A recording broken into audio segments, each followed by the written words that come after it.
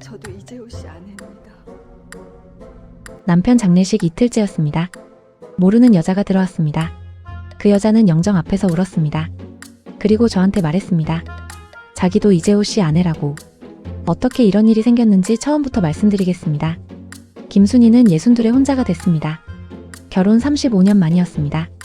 남편 이재호는 지난주 화요일 오전 출근하다가 심장마비로 쓰러졌습니다. 병원에 도착했을 때는 이미 늦었습니다. 순희는 그 전화를 받고 달려갔는데 남편 얼굴을 보는 순간 무릎이 꺾였습니다. 전날 저녁까지 같이 밥을 먹었습니다. 아무 이상이 없었습니다. 35년이었습니다. 27에 만나 62까지. 순희는 그 세월 동안 남편이 운영하는 중소기업 살림을 뒤에서 챙겼습니다.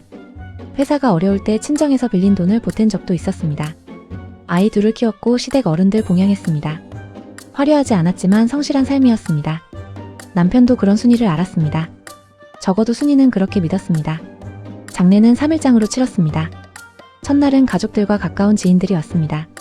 순희는 영정 앞에 앉아서 조문객들을 맞았습니다. 울 힘도 없었습니다. 그냥 멍했습니다. 이틀째 오후였습니다. 조문객이 뜸해진 시간이었습니다. 장례식장 입구 쪽에서 인기척이 났습니다. 순희는 고개를 들었습니다. 50대 초반으로 보이는 여자였습니다. 검은 상복을 입고 있었습니다. 옆에 20대 초반 남자아이가 함께 있었습니다. 두 사람이 천천히 영정 앞으로 걸어왔습니다. 여자가 저를 올렸습니다. 그리고 울기 시작했습니다. 순희는 그 여자를 바라봤습니다. 처음 보는 얼굴이었습니다. 회사 관계자인가 싶었습니다. 아니면 남편 오래된 지인인가? 그런데 우는 모습이 보통이 아니었습니다. 어깨가 흔들렸습니다. 옆에 선 남자아이도 눈이 빨개져 있었습니다. 조문을 마친 여자가 순희 앞에 섰습니다. 순희는 형식적으로 고개를 숙이며 먼 길 오셨다고 했습니다. 그 여자가 말했습니다. 저도 이재호 씨 아내입니다. 순희는 그 말을 듣고 잠깐 그 여자를 바라봤습니다. 무슨 말인지 이해가 되지 않았습니다. 그냥 웃으면서 잘못 오신 것 같다고 했습니다. 그 여자는 웃지 않았습니다. 가방에서 봉투를 꺼냈습니다. 순희 앞에 내밀었습니다. 혼인신고서였습니다. 이재호와 박미선. 10년 전 날짜였습니다. 순희는 그 종이를 들고 한동안 아무 말도 하지 못했습니다. 옆에서 아들 민준이가 다가왔습니다. 어머니 그냥 가자고 했습니다. 여자 박미선은 고개를 저었습니다. 그리고 순희에게 말했습니다. 자기도 몰랐다고. 이재호가 다른 가정이 있는 줄 몰랐다고. 지금 이 자리에 온 건 따지러 온 게 아니라 작별 인사를 하러 온 거라고. 순희는 그 말을 들으며 손에 든 혼인신고서를 내려다봤습니다. 10년 전. 순희와 이재호가 결혼한 지 25년이 됐던 해였습니다.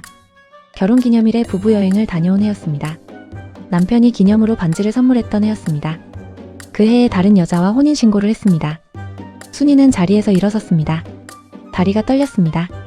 장례식장 복도로 나갔습니다. 벽에 기댔습니다.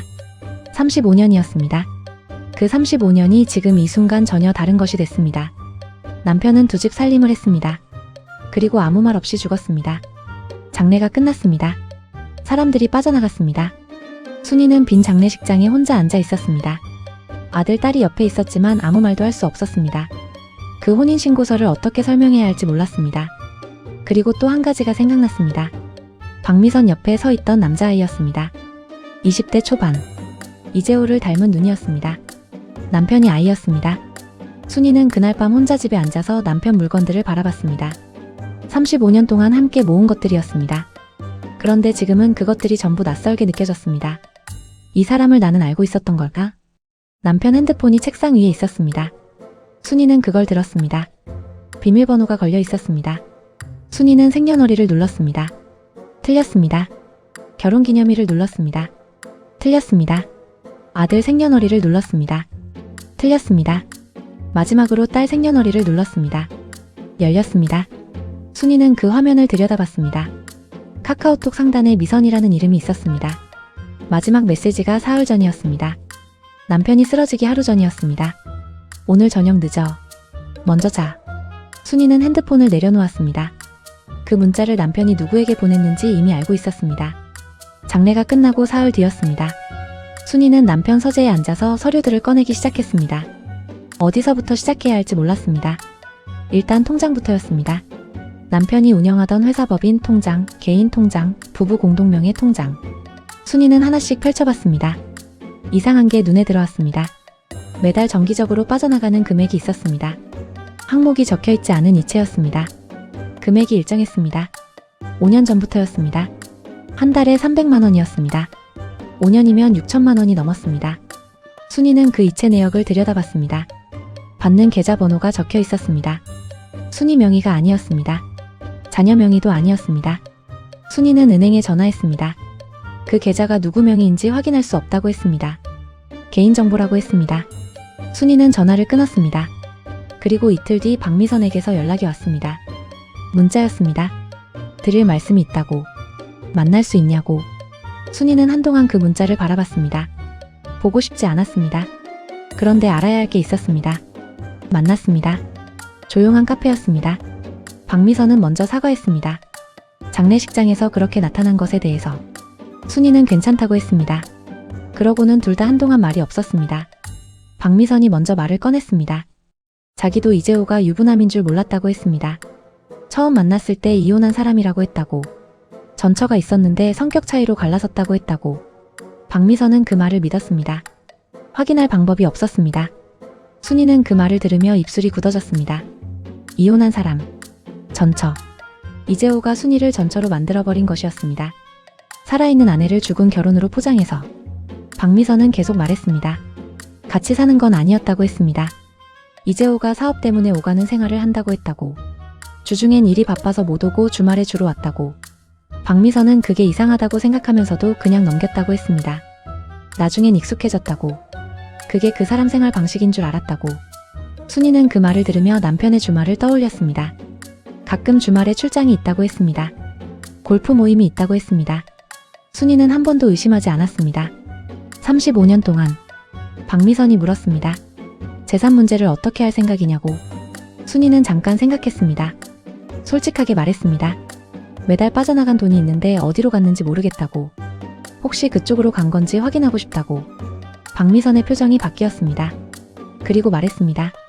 자기 명의로 된 아파트가 있다고. 이재호가 구해준 거라고. 그런데 처음부터 그게 어떤 돈으로 산 건지는 몰랐다고. 두 사람이 한동안 서로를 바라봤습니다. 순이는 그 순간 무언가를 직감했습니다. 박미선도 마찬가지였습니다. 이재호가 살아있었다면 두 사람은 영원히 서로의 존재를 몰랐을 것입니다. 그런데 죽으면서 모든 게 드러났습니다. 박미선이 먼저 말했습니다. 자기는 싸울 생각이 없다고. 속은 것도 자기이고 아이를 혼자 키운 것도 자기라고. 그런데 법적으로 어떻게 되는지는 알고 싶다고. 순이는 그 말을 들으며 생각했습니다. 이 여자도 피해자였습니다. 다른 방식으로 다른 각도로 그러나 같은 사람한테 속았습니다. 순이는 천천히 말했습니다. 변호사를 한번 만나보는 게 좋을 것 같다고. 따로 만나지 말고 같이 가자고. 박미선이 잠깐 순이를 바라봤습니다. 그리고 고개를 끄덕였습니다. 카페를 나오면서 순이는 처음으로 이 상황을 어떻게 정리해야 할지 생각했습니다. 슬픔이 없는 건 아니었습니다. 35년을 함께 산 사람이었습니다. 그런데 지금 순이 안에서 슬픔보다 더 큰 것이 올라오고 있었습니다. 분노였습니다. 이재호는 두 여자를 동시에 속이면서 아무렇지 않게 살았습니다. 그리고 혼자 죽으면서 뒷정리를 이 두 사람한테 남기고 갔습니다. 순이는 집으로 가는 차 안에서 창밖을 바라봤습니다. 정리해야 했습니다.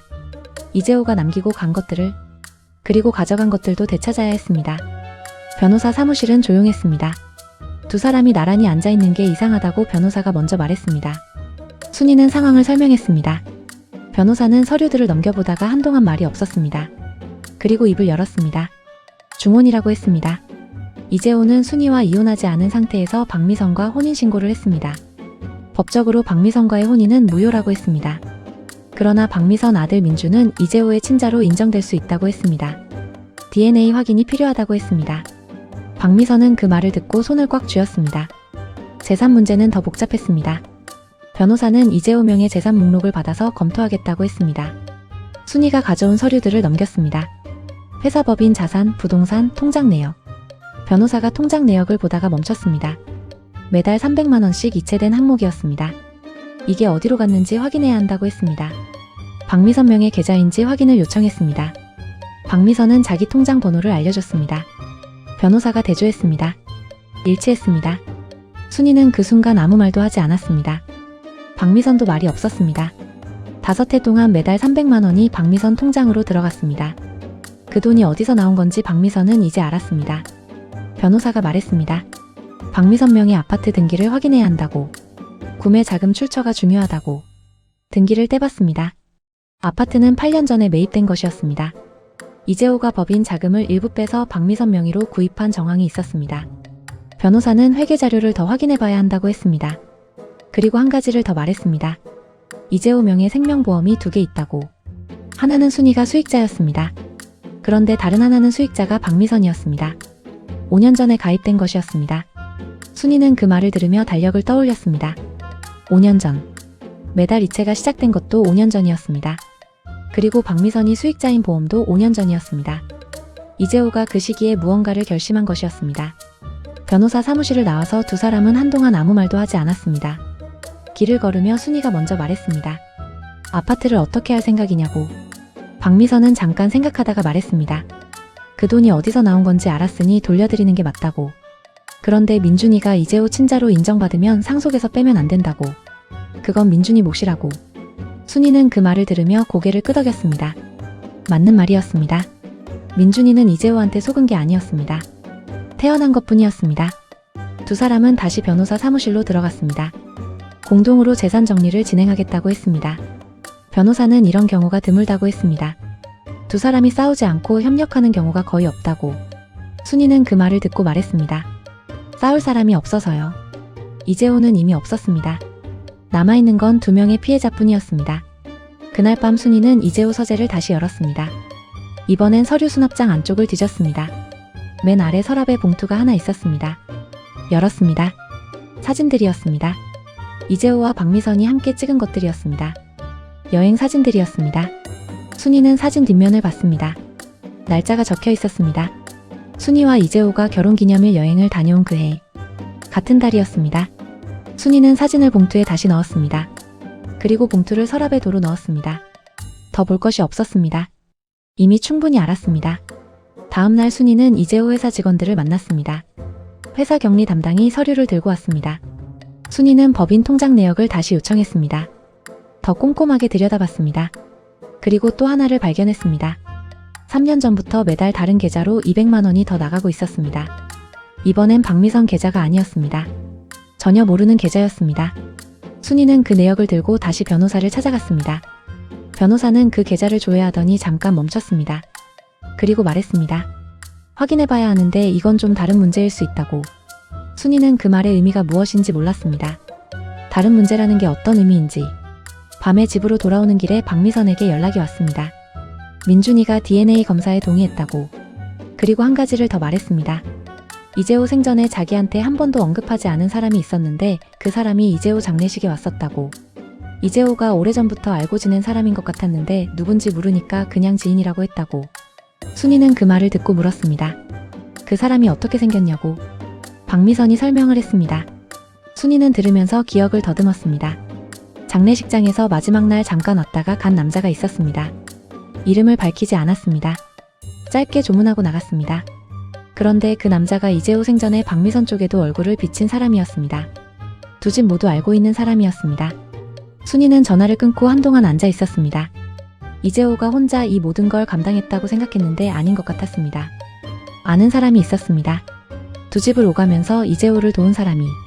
그 사람이 누구인지 알아야 했습니다. 그 계좌의 주인은 일주일 만에 밝혀졌습니다. 변호사가 금융 조회를 통해 확인한 결과였습니다. 이재호 회사 상무이사 박창수였습니다. 이재호와 20년 가까이 함께 일한 사람이었습니다. 순이도 이름은 알았습니다. 명절마다 선물을 보내오는 사람이었습니다. 변호사가 설명했습니다. 이재호가 법인 자금을 박창수 명의 계좌로 빼돌려 온 정황이 있다고. 회사 장부상으로는 거래처 대금 명목이었지만 실제 거래가 없는 가짜 항목이었다고. 그 돈 일부가 박미선 생활비와 아파트 자금으로 쓰인 것이었다고. 박창수가 두 집을 오가며 알고 있었던 이유가 거기 있었습니다. 이재호의 이중생활을 가능하게 해준 사람이었습니다. 순이는 그 말을 듣고 잠깐 눈을 감았습니다. 변호사가 말했습니다. 박창수를 횡령 공범으로 고발할 수 있다고. 빼돌린 자금이 확인되면 회사 자산으로 환수가 가능하다고. 순이는 그래도 진행하겠다고 했습니다. 박창수는 처음엔 부인했습니다. 모든 거래가 적법한 것이었다고 했습니다. 그런데 변호사가 준비한 장부 대조 자료 앞에서 버티지 못했습니다. 결국 자금 일부가 이재호 지시로 처리된 것이라는 사실을 인정했습니다. 법원은 박창수에게 업무상 배임 혐의를 인정했습니다. 환수된 자금은 회사 법인으로 귀속됐습니다. 순이는 법인 청산 절차를 밟아 그 자산의 일부를 상속받았습니다. 박미선 명의 아파트 문제는 합의로 정리됐습니다. 박미선은 아파트를 순이 쪽에 반환하겠다고 했습니다. 대신 민준이가 이재호 친자로 확인되는 경우 상속 지분을 인정받는 것으로 합의했습니다. DNA 검사 결과 민준은 이재호의 친자였습니다. 순이는 그 결과를 받아들였습니다. 민준이가 이 상황에서 선택할 수 있는 것은 아무것도 없었습니다. 모든 정리가 끝나는데 6달이 걸렸습니다. 마지막으로 만난 날이었습니다. 모든 서류가 마무리된 날이었습니다. 두 사람은 카페에서 커피를 마셨습니다. 오랜만에 서류 없이 그냥 앉아 있었습니다. 박미선이 말했습니다. 이재호 씨 좋은 사람인 줄 알았다고. 순이는 잠깐 생각하다가 말했습니다.